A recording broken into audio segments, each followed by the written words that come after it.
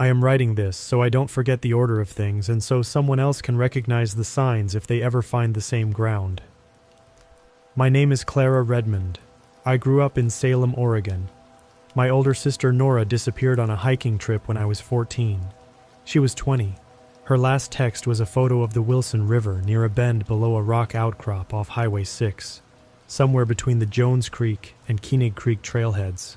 After that, nothing. Every September I come back to Tillamook State Forest.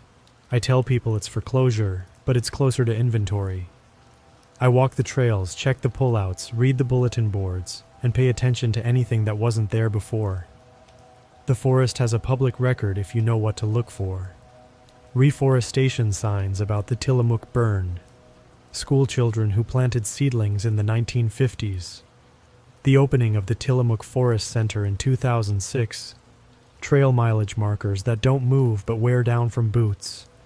I thought history would make me feel less lost. This year, my friends asked me not to spend Nora's 30th birthday alone. I agreed because I didn't want to make the same circle by myself again.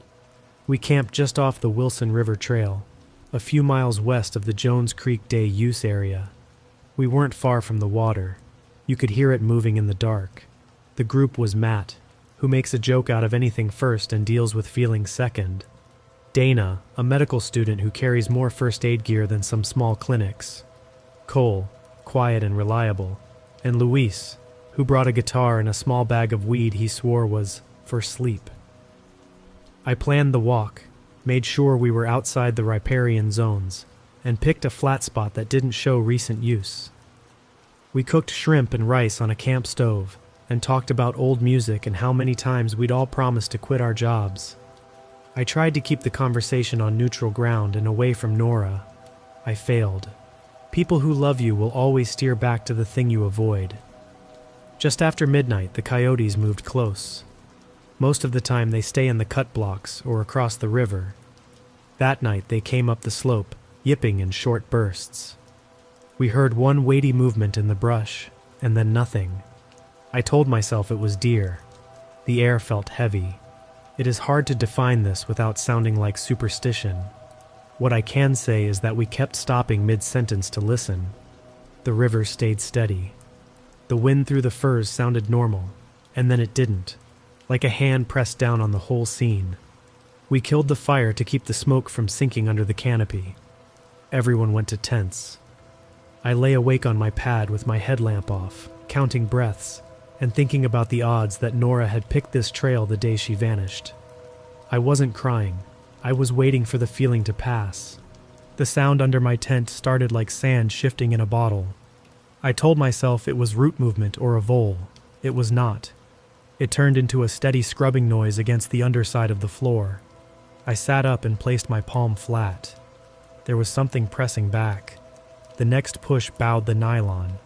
I rolled off the pad and unzipped as fast as the teeth would allow and shouted for Matt. By the time he got to me, the tent floor creased inward like someone had reached up from below and made a fist. Dana had her headlamp on my hands as I pulled stakes. Cole brought the camp shovel. When the last stake came free, the body under the floor shifted again. We grabbed the corners and dragged the whole thing aside. The soil below was loose and dark, almost black. Matt knelt and started digging with both hands. He hit Knuckles first.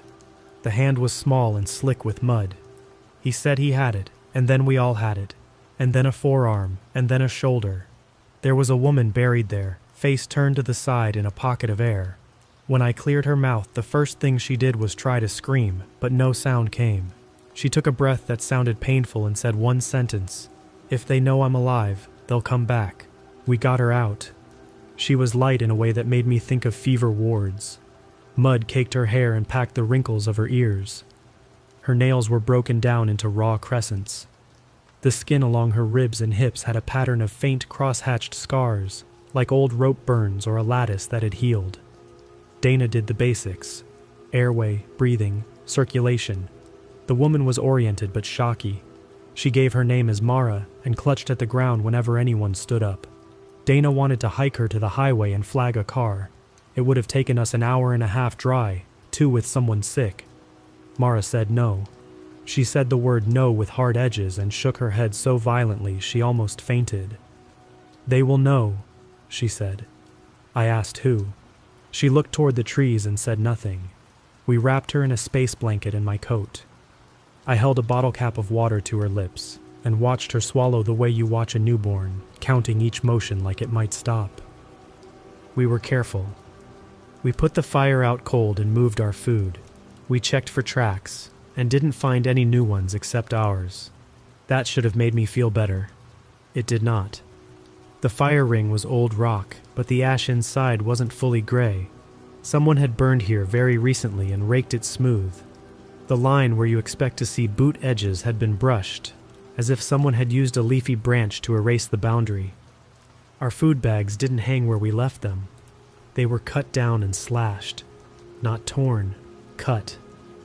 The bananas and apples were still there, oddly left in the dirt. The protein bars were missing. I saw a loop of rope tossed over a low limb 20 yards from our tents. At first I thought it was old line for a bear hang. It had a small weight on the free end and a simple loop tied at the other. Years of walking woods means you see a lot of forgotten gear. This wasn't that. 5 more hung within sight all the same, all with the same quick tie. No wind moved them. That detail stuck with me because even on still nights there is always some movement. I thought I was prepared for anything tied to my sister. I wasn't prepared for the fragment of fabric I found caught in Mara's torn shirt.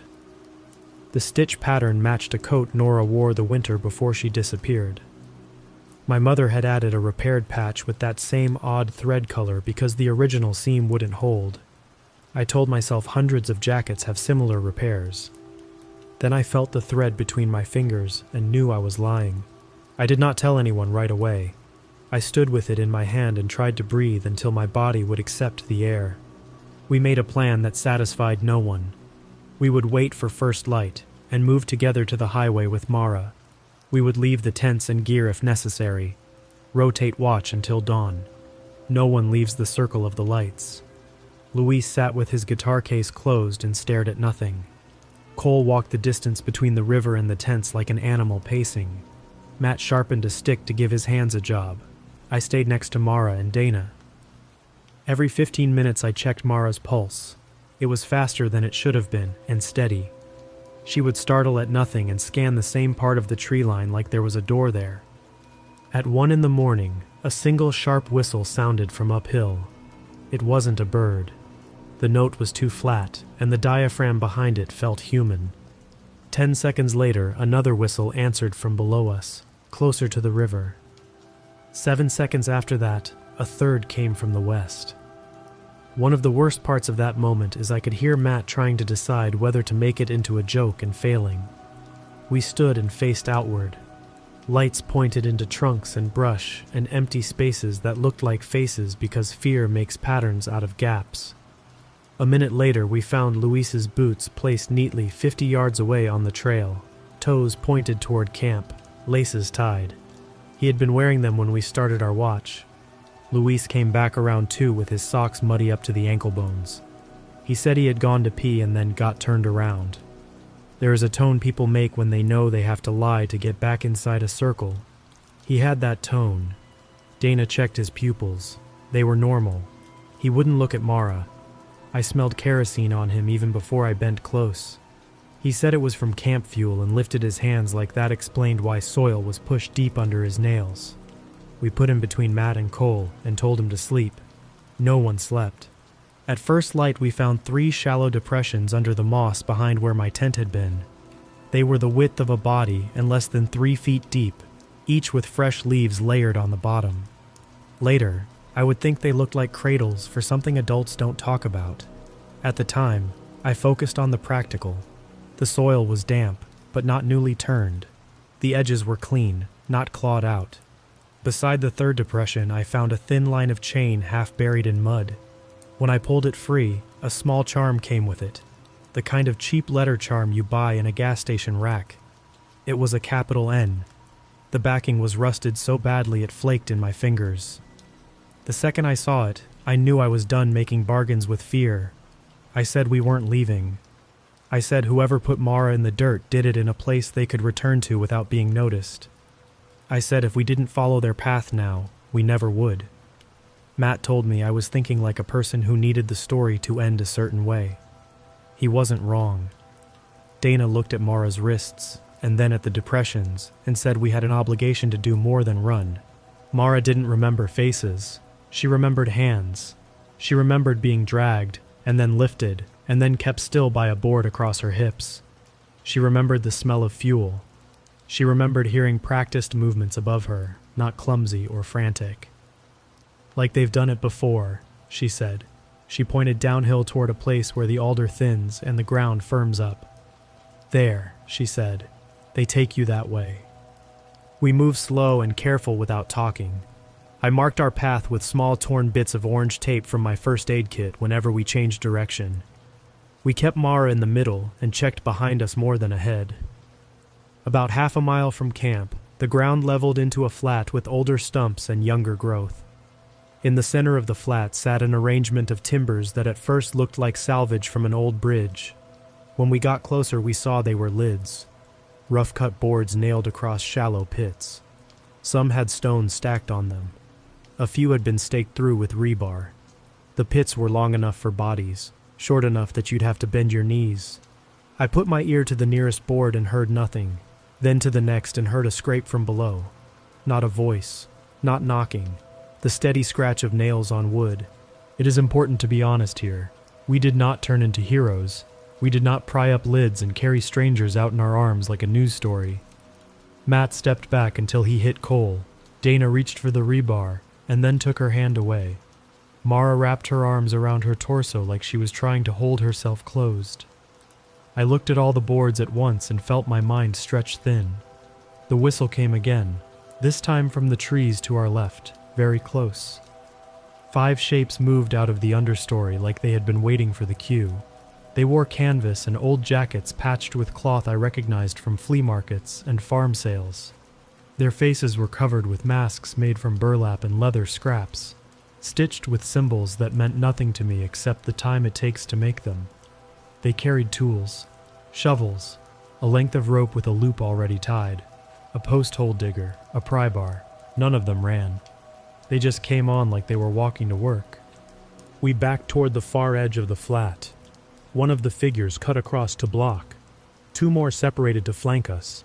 The person in the center stepped toward Dana and reached for her without hurry. Matt hit that one with the stick he'd sharpened. The sound it made against the shoulder was dull. The person stumbled, then grabbed the stick and pulled it out of his hands so fast I lost track of it.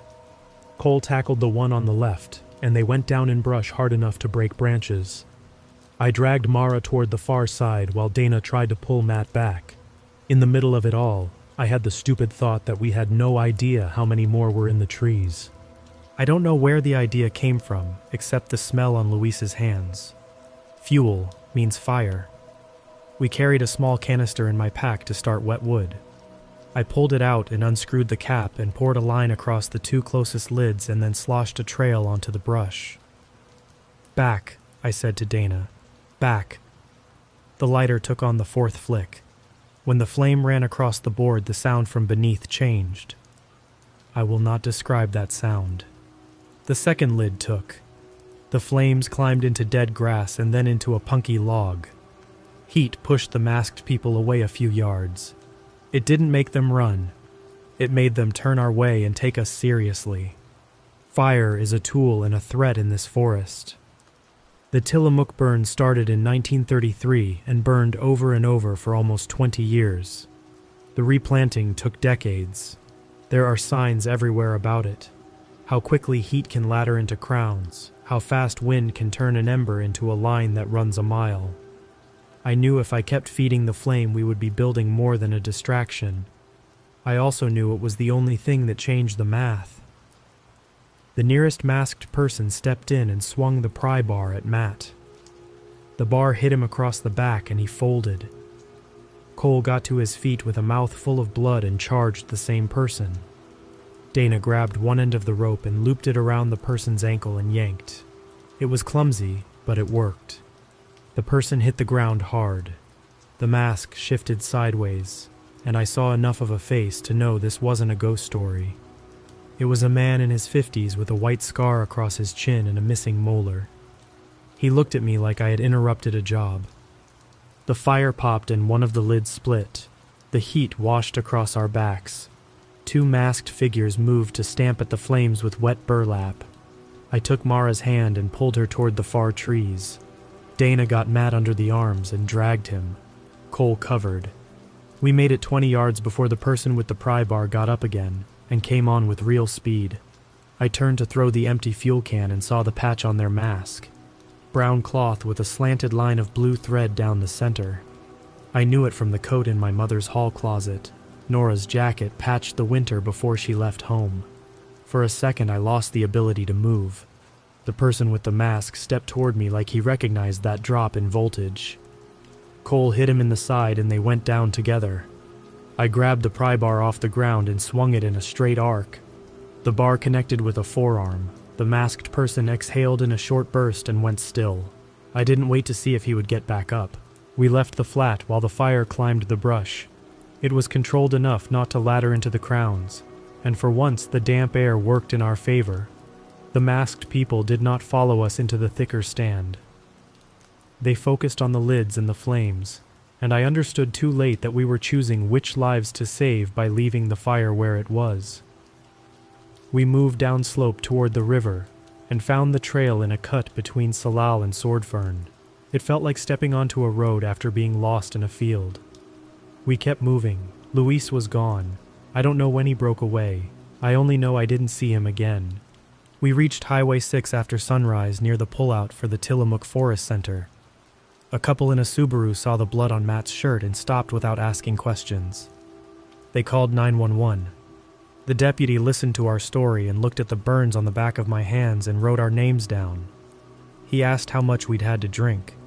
He asked if we knew our attacker. He asked if we were sure about the location. A forest officer came and talked to the deputy in parking lot voices. An ambulance took Matt and Dana and Mara to the hospital in Tillamook.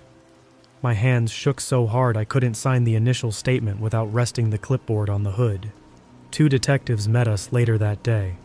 A search team went out. They found old digs at a spur off the trail and evidence of recent soil disturbance, but no usable prints. Rain moved in that afternoon and flattened the scene. The burns were visible but contained. The deputies talked about transient camps and illegal dumps, and I understand liability enough to know you cannot write organized burial ground in a report without a career change.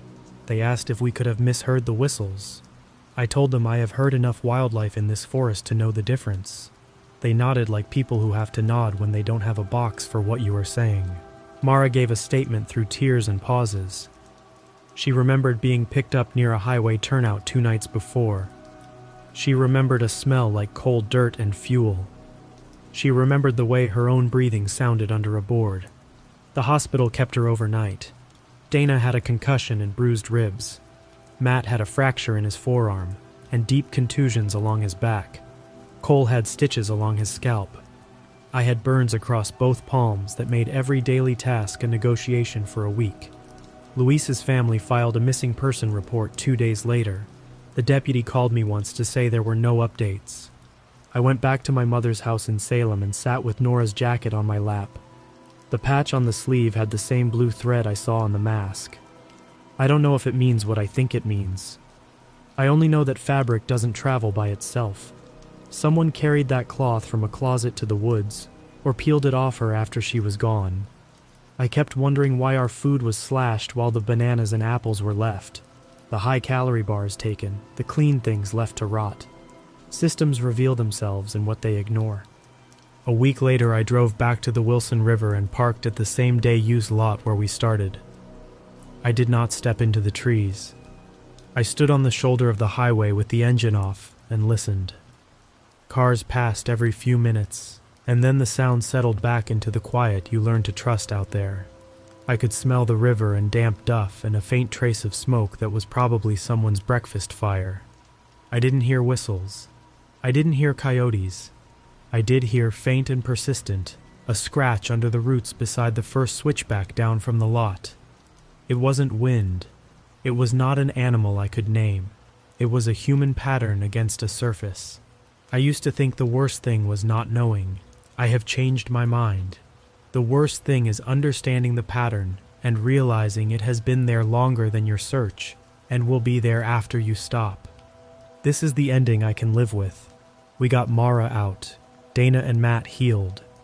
Cole checks in on me even when I don't reply. I filed everything I could with people who have to write things down. I have stopped telling myself I'm going to find Nora alive. That is not giving up. It is choosing to count the lives we can still move from under boards to open air. If you hike the Wilson River Trail and you see tidy lines where the ground shouldn't be tidy, or you find rope loops where there is no reason for rope, or you smell fuel where there is no lantern, leave. If you hear a single whistle, and then another, and then a third from a new direction, do not wait to see who is comfortable enough to stand in the open. Get to the highway. Call it in anyway. The forest keeps good records, but we have to add to them. I won't go back down to the flat. I don't need to. I know exactly where it is. I know what it cost to walk away, and I know what it gave me back, which is the right to stop walking in circles and let my sister be part of this place's history instead of my unfinished map.